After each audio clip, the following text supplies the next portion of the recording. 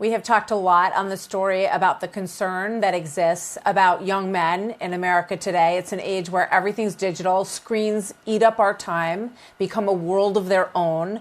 Masculinity has been called toxic. Dating is a struggle.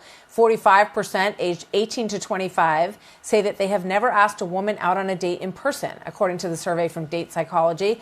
My next guest is hugely focused on all of this for his own sons and yours, and he says that there is a way to turn this around.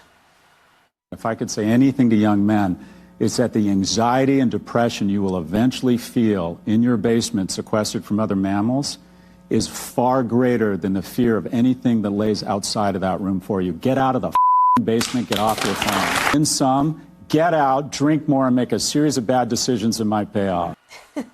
Amen to that. Some other keys to success from Professor Scott Galloway in his new book, Notes on Being a Man. Get out of the house, as he said there, take risks, be kind. He joins me now, NYU professor, podcaster, and author of Notes on Being a Man, which I highly recommend for your sons. Good to have you here, Professor Galloway. Thank you very much for joining me today. Thanks, Martha. It's good to be with you.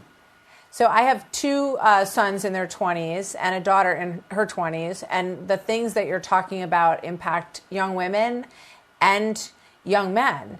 And I love what you said there in that clip we just played, Scott, because you talk about the risk, weighing the risk of being isolated versus your fear of getting out there. And there's really no comparison when you look at your life long term. Can you talk a little bit about that, Scott? Well, look, we're mammals, and if you want to see a mammal go crazy, put an orca in a tank alone. Solitary confinement is the worst thing you can do to a human. Just leave your dog alone and see what happens. So the most rewarding things in life, I'll distill down to one thing, and that is relationships.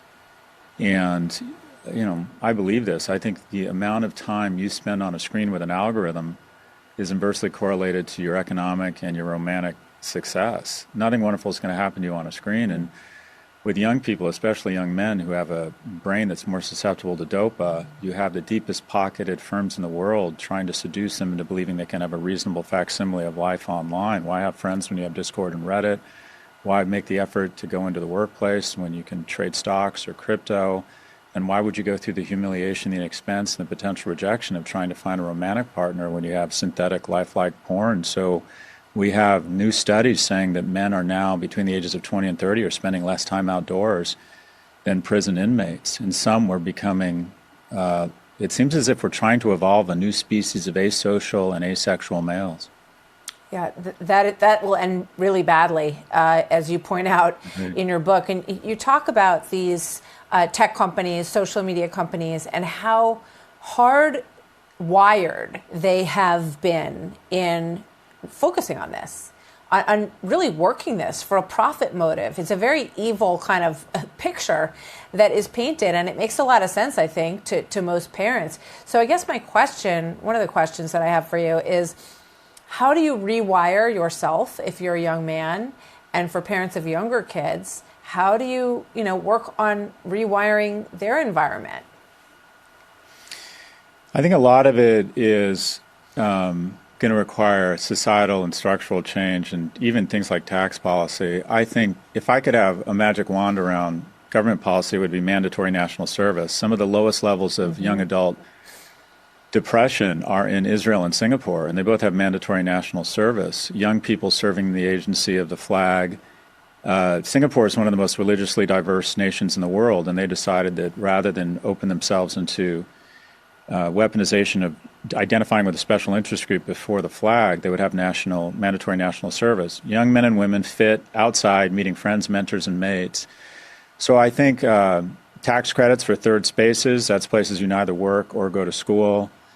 More men in K through 12, regulation of social media. There's no reason anyone should be on a social media app before the age of 16. I think we should outlaw synthetic relationships for people under the age of 18.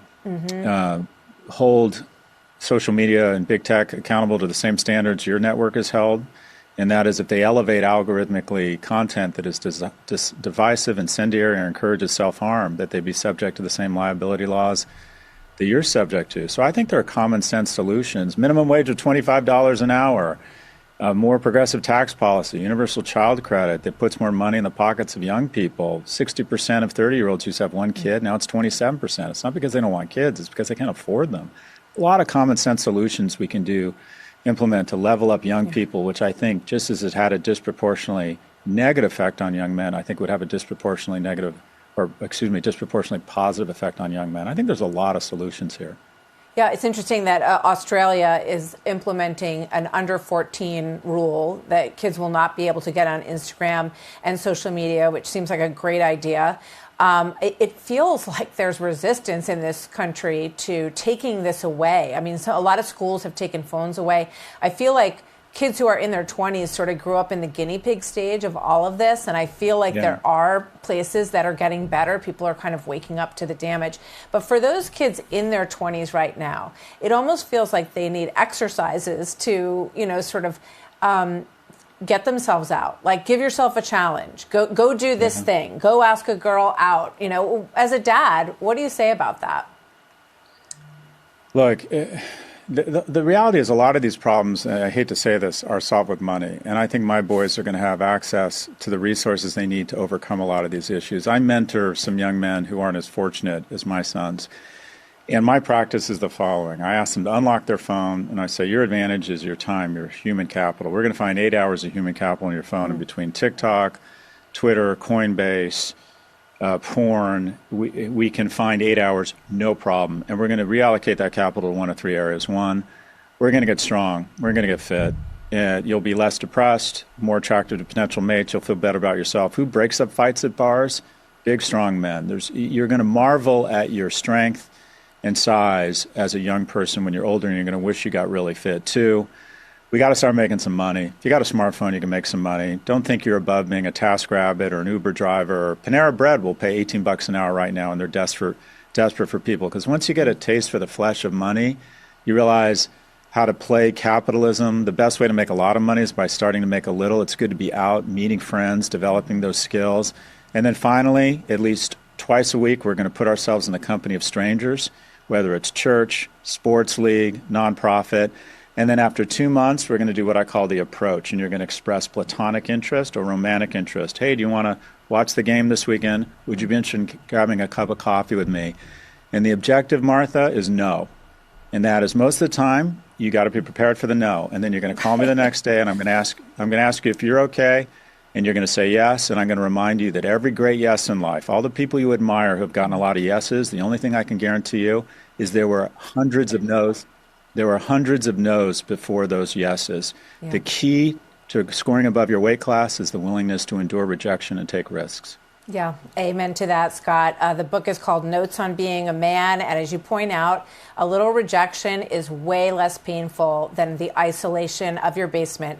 Thank you so much, Scott Galloway. Notes on Being a Man. Great to have you with us today. Thank you, Martha. Thanks for your time.